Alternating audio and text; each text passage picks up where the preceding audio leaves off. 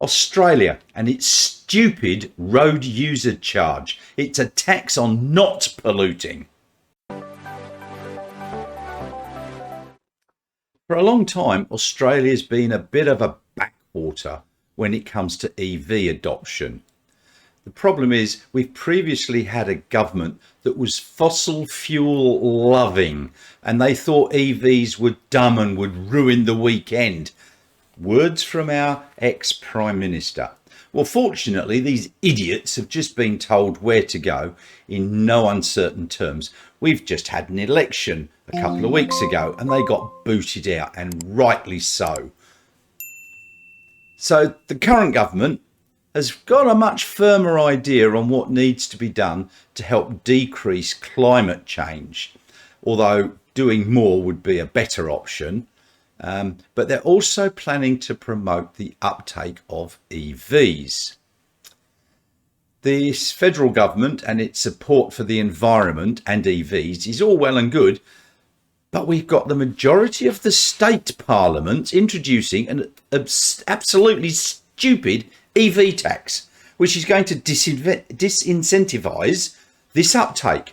It's called the road user charge, where you basically pay a fee for every kilometre you travel, and they justify this as a replacement for the federal fuel tax on fuel used in internal combustion engine vehicles. But this state-based road user charge is basically a big new tax on people who are polluting less. Crazy. It's called an EV tax by most of us, and it's been introduced in New South Wales, Victoria and South Australia, and just recently Western Australia has announced it's going to introduce it.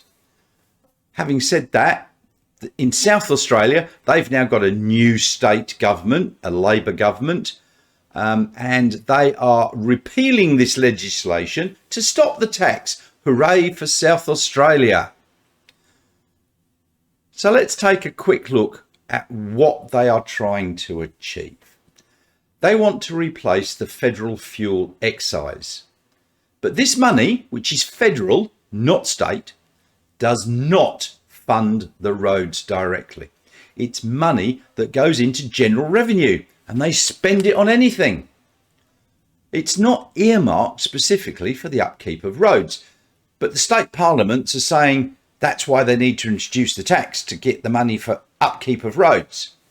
So if the federal government was worried about the declining revenue from fuel tax, it could very easily be replaced by cutting out or phasing out the fuel tax rebate given to big mining companies. Billions each year are given back to fossil fuel companies and mining companies. And these companies that cause a lot of pollution, and they pay little or no tax. So they're getting billions of hands out and nothing back to the government. So EV uptake in Australia is way behind other countries, as our past government didn't seem to care about climate or EVs, but they did like coal and gas. So this new EV tax will penalise people that want to decrease pollution to help with climate change and drive electric vehicles. Now, if we look over the pond in New Zealand, they've got a road user charge, but it's different because they currently exempt electric vehicles until March 2024 in order to encourage the uptake of this type of vehicle. How sensible. So what's the answer? Well, firstly, we need to encourage the uptake of EVs. So not taxing them is a start. But if you want to tax them, then let's consider all cars, not just single out electric vehicles. So a universal road user charge would be fine, especially if it takes into account damage caused to the roads, carbon emissions and pollutants from the exhaust. They're well known to cause death and disease. See my stop burning shit. I'll put a card up here. I did a video on that. Then they should also look at exempting EVs for a period of time to help in their uptake.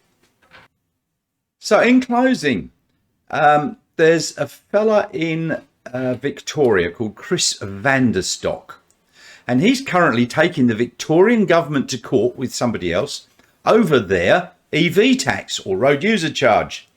If you want, you can help support him. Go to chuffed.org and search for Victoria's flawed electric vehicle tax. He wanted to raise $50,000. I think he's up to $45,000. The lawyers are still arguing with the government over definitions and so on. But he's a brave fella in doing this. Unfortunately, every other state and territory in Australia has supported the Victorian government because they want to introduce this tax as well. So go and see if you can donate to Chris and his suing of the federal state government in Victoria.